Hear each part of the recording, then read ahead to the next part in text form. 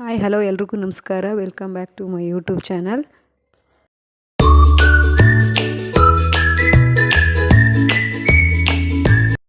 I hope ಎಲ್ಲರೂ ಚೆನ್ನಾಗಿದ್ದೀರಾ ಅಂತ ಭಾವಿಸುತ್ತಾ ಇವತ್ತಿನ ಬ್ಲಾಗ್ ಶುರು ಮಾಡ್ತಾಯಿದ್ದೀನಿ. ಇವತ್ತಿನ ಬ್ಲಾಗ್ ಬಂದು ಗುರುವಾರದ ವಿಡಿಯೋ ಆಗಿರುತ್ತೆ.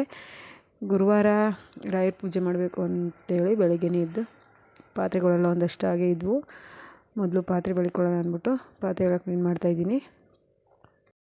ಹಾಗೆ ನಾನು ಮನೆಯೆಲ್ಲ ಕ್ಲೀನ್ ಮಾಡಿ ಮೊದಲೇ ಎಲ್ಲ ಗುಡಿಸಿ ಕ್ಲೀನ್ ಮಾಡಿ ಇಟ್ಕೊಂಡಿದ್ದೆ. ನೆನ್ನೆ ಕೂಡ ಒಂದು ಸಲ ಒರೆಸಿ ರೆಡಿ ಮಾಡ್ಕೊಂಡಿದ್ದೆ. ಹಾಗಾಗಿ ಇವತ್ತು ಕೂಡ ಲೈಟಾಗಿ ಹಾಗೆ ಕ್ಲೀನ್ ಮಾಡಿ ರೆಡಿ ಮಾಡಿದ್ದೀನಿ. ಹಾಗೆಯೇ ನೆನ್ನೆನೇ ನಾಳೆ ಗುರುವಾರ ಅಂತೇಳಿ ಆಚೆಗಡೆ ಎಲ್ಲ ಒರೆಸಿ ಕ್ಲೀನ್ ಮಾಡಿ ಇಟ್ಟಿದ್ದೆ. ಬೆಳಗ್ಗೆ ಎದ್ದು ರಂಗೋಲಿ ಬಿಟ್ಬಿಟ್ಟು ಬಂದು ಆನಂತರ ಇಲ್ಲಿ ಪಾತ್ರೆ ಕ್ಲೀನ್ ಮಾಡ್ತಾಯಿದ್ದೀನಿ. ಹಾಗೆಯೇ ಪಾತ್ರೆಗಳನ್ನೆಲ್ಲ ತೊಳೆದಿಟ್ಬಿಟ್ಟು ನಂತರ ಹಾಗೆ ನಾಷ್ಟಕ್ಕೆ ಚಿತ್ರಾನ್ನ ರೆಡಿ ಮಾಡಿಕೊಂಡೆ. ಆ್ಯಕ್ಚುಲಿ ನನ್ನ ಮಕ್ಕಳೆಲ್ಲ ಸ್ಕೂಲ್ಗೆ ಬಟ್ಟೆ ಎಲ್ಲ ಹಾಕ್ಕೊಂಡು ಯೂನಿಫಾರ್ಮ್ ಹಾಕ್ಕೊಂಡು ರೆಡಿಯಾಗಿದ್ದರು. ನಾಷ್ಟ ಮಾಡ್ಕೊಳ್ರಿ ನೀವು ಅಂತೇಳಿ ಸ್ನಾನ ಮಾಡೋಣ ಅಂದ್ಬಿಟ್ಟು ಹೊರಟೆ. ನಾಷ್ಟ ಮಾಡ್ತಾಯಿದ್ರು. ಆ್ಯಕ್ಚುಲಿ ಅವರಿಬ್ಬರು ಇರೋ ಗಂಟೆ ಸ್ವಲ್ಪ ಮಾಡ್ಕೊಂಡ್ರೆ ಇಲ್ಲಾಂದರೆ ಅಂಗಡಿ ಹತ್ರ ನೋಡ್ಕೋಬೇಕು ಅಂತೇಳಿ ಸ್ನಾನ ಮಾಡ್ಕೊಂಡು ಬಂದು ಇಲ್ಲಿ ಸಿಂಪಲ್ಲಾಗಿ ರಾಯರ ಪೂಜೆ ತುಳಸಿ ಹಾರ ಮುಡಿಸ್ಕೊಂಡು ಸಿಂಪಲಾಗಿ ದೀಪ ಹಚ್ಕೊಂಡು ಪೂಜೆ ಮುಗಿಸ್ಕೊಂಡೆ.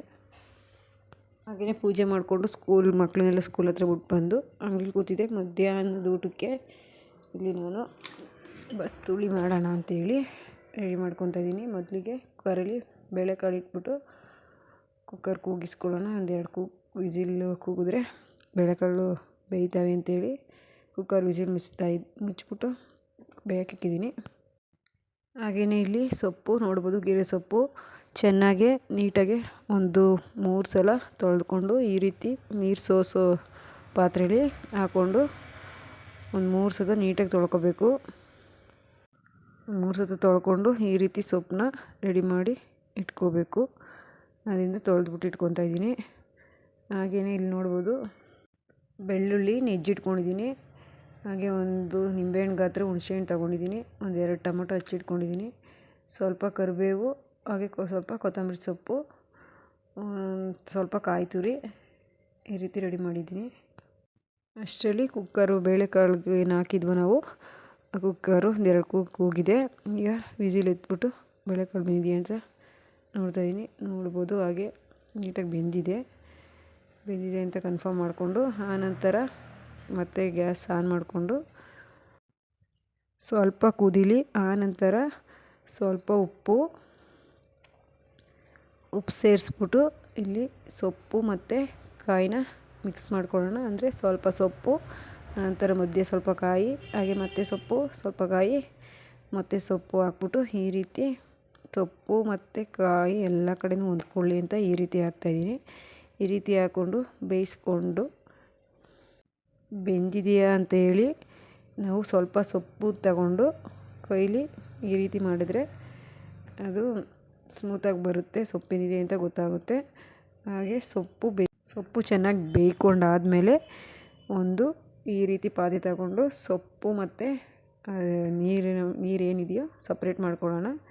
ಒಂದಕ್ಕೆ ಸೊಪ್ಪು ತಗೊಳ್ಳೋಣ, ಹಾಗೆ ಬೇಳೆಕಾಳು ಬೇಯಿಸಿದಂಥ ನೀರು, ಬೇಳೆ ಮತ್ತು ಸೊಪ್ಪಿನ ನೀರು, ಉಪ್ಸಾರು, ಈ ರೀತಿ ಉಪ್ಸಾರಿಗೆ ಸಾಂಬಾರು ಪುಡಿ ಸೇರಿಸ್ಕೊತಾ ಇದ್ದೀನಿ. ಒಂದು 4-5 ಸ್ಪೂನಷ್ಟು ಸಾಂಬಾರು ಪುಡಿ ಸೇರಿಸ್ಕೊತಾ ಇದ್ದೀನಿ. ನೋಡಿಕೊಂಡು ಒಂದು ಅದಕ್ಕೆ ಸೇರಿಸ್ಕೋಬೇಕು. ಇಲ್ಲಿ ನಾನು ಸ್ವಲ್ಪ ಇರೋದ್ರಿಂದ ಸ್ವಲ್ಪ ಸೇರಿಸ್ತಾಯಿದ್ದೀನಿ. ಜಾಸ್ತಿ ಸಾಂಬಾರು ಮಾಡೋರು ನೋಡಿಕೊಂಡು ಸೇರಿಸ್ಕೋಬೋದು. ನಮ್ಮ ಮನೇಲಿ 4 ಜನ ಇರೋದು, ಅದರಿಂದ ಕಡಿಮೆ ಸಾಂಬಾರು ಮಾಡ್ಕೊತಾ ಇದ್ದೀನಿ. ಈ ರೀತಿ ರೆಡಿ ಮಾಡಿಕೊಂಡು ಒಂದು ಸೈಡ್ ಇಟ್ಕೊಳ್ಳೋಣ. ಹಾಗೆಯೇ ಹುಳಿನೂ ಕೂಡ ಸೇರಿಸ್ಕೊಂಡು ಮಿಕ್ಸ್ ಮಾಡ್ತಾಯಿದ್ದೀನಿ. ಮಿಕ್ಸ್ ಆಗಿದೆ ಅಂತ ಹೇಳಿದ್ಮೇಲೆ ಅದೇ ಕುಕ್ಕರ್ ತಗೊಂಡು ಇಲ್ಲಿ ಸ್ವಲ್ಪ ಎಣ್ಣೆ ಹಾಕಿ ಅದಕ್ಕೆ ಕರಿಬೇವು, ನೆಜ್ಜಿದ ಬೆಳ್ಳುಳ್ಳಿ ಹಾಕ್ಕೊಂಡು ಸ್ವಲ್ಪ ಫ್ರೈ ಮಾಡ್ಕೊಳ್ಳೋಣ. ಹಾಗೆ ಇದು ಬೆಳ್ಳುಳ್ಳಿ ಚೆನ್ನಾಗಿ ಫ್ರೈ ಆಗಿದೆ ಅಂತ ಅಂದಮೇಲೆ ಟೊಮೊಟೊ 1-2 ಟೊಮೊಟೊ ಫಸ್ಟ್ ಹೆಚ್ಚಿಟ್ಕೊಂಡಿದ್ದೆ, ಆ ಟೊಮೊಟೊನ ಸೇರಿಸ್ತಾಯಿದ್ದೀನಿ. ಟೊಮೊಟೊ ಸೇರಿಸ್ಕೊಂಡು ಸ್ವಲ್ಪ ಇದಕ್ಕೆ ಟೊಮೊಟೊ ಸಾಫ್ಟಾಗಿ ಬೇಯೋಕ್ಕೋಸ್ಕರ ಸ್ವಲ್ಪ ಉಪ್ಪು ಸೇರಿಸ್ತಾಯಿದ್ದೀನಿ. ಉಪ್ಪು ನೋಡ್ಕೊಂಡು ಹಾಕ್ಕೊಳ್ಳಿ, ಯಾಕೆಂದರೆ ಮೊದಲೇ ಆ ಸೊಪ್ಪಿಗೆಲ್ಲ ಉಪ್ಪು ಹಾಕಿದ್ದೀನಿ. ಆ ನೀರಲ್ಲಿ ಕೂಡ ಸೊಪ್ಪಿನಂಶ ಇದೆ. ಒಂದು ಸ್ವಲ್ಪ ಹುಳಿ ಎಕ್ಸ್ಟ್ರಾ ಮಿಕ್ಸ್ ಮಾಡಿದ್ದೀನಿ. ಅದರಿಂದ ನೋಡಿಕೊಂಡು ಎಷ್ಟು ಬೇಕಾಗುತ್ತೋ ರುಚಿ ನೋಡಿಕೊಂಡು ಸೇರಿಸ್ಕೊಳ್ಳಿ ಅಂತ ಹೇಳ್ತೀನಿ. ಹಾಗೆಯೇ ಚೆನ್ನಾಗಿ ಫ್ರೈ ಆಗಿದೆ ಅಂತ ಅಂದಮೇಲೆ ಟೊಮೊಟೊ ಎಲ್ಲ ಸಾಫ್ಟ್ ಆಗಿದೆ ಅಂತ ಅಂದಮೇಲೆ ನಾವು ರೆಡಿ ಮಾಡ್ಕೊಂಡು ಇಟ್ಕೊಂಡಿರೋಂಥ ಉಪ್ಸಾರಿಗೆ ಸಾಂಬಾರು ಪುಡಿಯಲ್ಲಿ ಹುಳಿ ಮತ್ತು ಸೇರಿಸ್ಕೊಂಡು ರೆಡಿ ಮಾಡ್ಕೊಂಡಿದ್ದೀವಲ್ವ ಆ ಮಿಶ್ರಣನ ಈ ಒಗ್ಗರಣೆಗೆ ಸೇರಿಸ್ಕೋಬೇಕು.